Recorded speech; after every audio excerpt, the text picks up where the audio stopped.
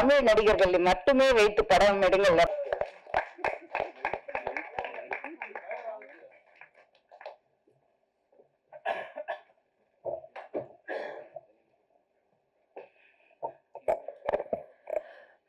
எல்லாருக்கும் வணக்கம்.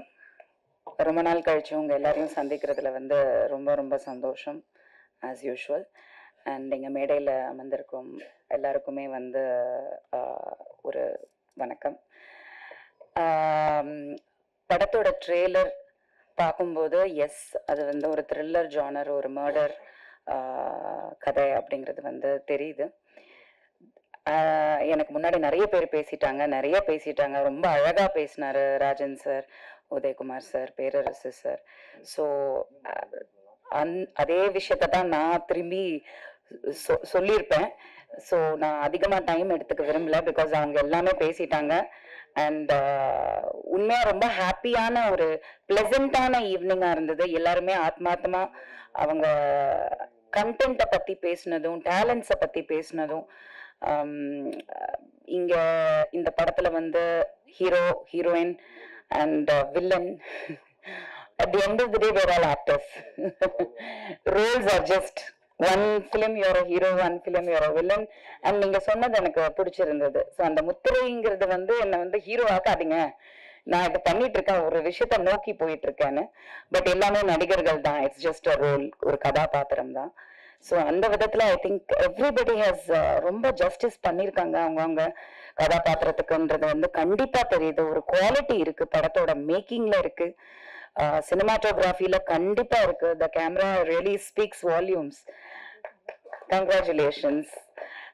ரொம்ப அழகா இருக்கு, ரொம்ப பிளசண்டா. அதாவது ஒரு கிரைம் த்ரில்லர் மர்டர் யூஸ்வலா ஒரு கோர் இருக்கும். ஒரு சில படங்கள்லாம் பாத்தீங்கன்னா கோடி கோடி கோடி, அதாவது எத்தனை சைபர்னே தெரியாது, அந்த அளவுக்கு செலவு பண்ணி எடுக்கிறாங்க.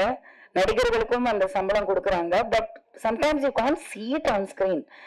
பாடல் காட்சிகளும் அப்படி இப்பெல்லாம் வர வர உதயகுமார் சார் பத்தி பேசும்போது அவரோட அந்த பாடல் காட்சிகள், கதை அமைப்பு, திரைக்கதை, அந்த மேக்கிங் எல்லாமே அவ்வளோ அழகா இருக்கும்.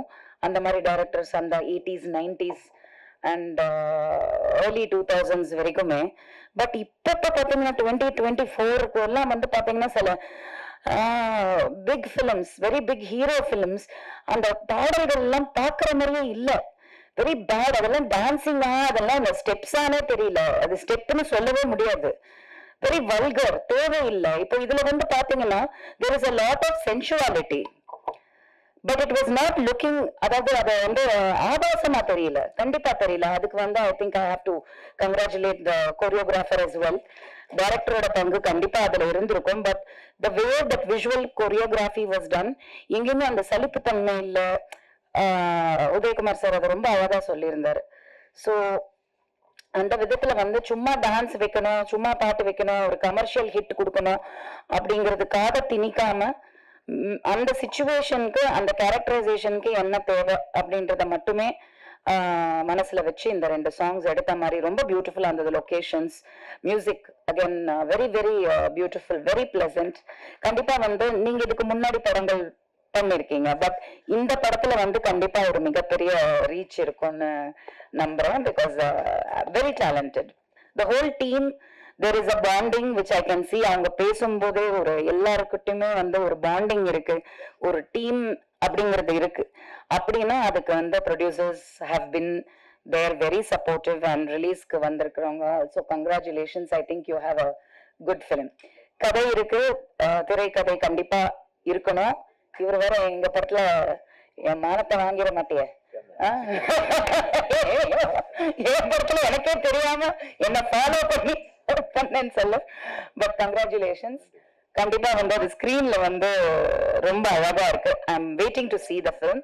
ஸோ கண்டிப்பா இதுக்கு முன்னாடி பேசினவங்க சொன்னதுதான், சின்ன படம் பெரிய படம்ன்றது எனக்கு தெரியல, படம் அவ்வளவுதான், சினிமா. ஸோ அந்த சினிமாவை வாழ வைக்கிறது கடைசியில எண்ட் யூசர்ஸ் பாக்குறவங்க மக்கள். அத மக்கள் கிட்ட கொண்டு போய் சேர்க்கறது மீடியா, பிரஸ், நியூஸ். ஸோ என்னைக்குமே நீங்க ஒரு நல்ல படத்துக்கு சப்போர்ட் பண்ணுவீங்க அப்படிங்கிற நம்பிக்கை எங்க எல்லாருக்குமே இருக்கு. ஸோ கண்டிப்பா உங்களோட விமர்சனங்களை வைங்க, அதே சமயத்துல ப்ரொடியூசர்ஸ் சப்போர்ட் பண்ணுங்க. அண்ட் இதை நான் திரும்பியும் சொல்லணும்னு நினைக்கிறேன். ராஜன் சார் வந்து ரொம்ப அழகா ஒரு விஷயத்த பட்டும் படாம தான் பேசினார். இன்னைக்கு ரொம்ப கான்ட்ரவர்சியா அதை பாயிண்டா எடுக்கல. பட் லாங்குவேஜ் வந்து சினிமால இருக்கக்கூடாது. ஏன்னா பேசாத படங்களும் ஊமை பாஷையில இருக்கக்கூடிய படங்களும் பெரிய ஹிட்ஸ் கொடுத்துருக்கு. சார்லி சாப்ளின்லாம் வந்து there is no dialogues. So சினிமால வந்து மொழி கிடையாது. பட் அதே சமயத்துல வந்து சினிமாவை நம்பி இருக்கும் தமிழர்கள் நிறைய பேர் இதே தமிழ்நாட்டுல வாழ்றோம். ஸோ அந்த விதத்துல வந்து ப்ரொடியூசர்ஸ் வந்து அந்த ஃபர்ஸ்ட் ப்ரிஃபரன்ஸ் டெக்னீஷியன்ஸ்க்கும் சரி, ஆர்டிஸ்ட்க்கும் சரி, நடிகர்கள் எல்லாருக்குமே வந்து தமிழ்நாடை நம்பி இருக்கக்கூடியவங்க. அவங்க தமிழ் பேசுறாங்களான்றது முக்கியம் இல்லை, நம்ம தமிழ்நாடோட சொத்து அவங்கெல்லாம்.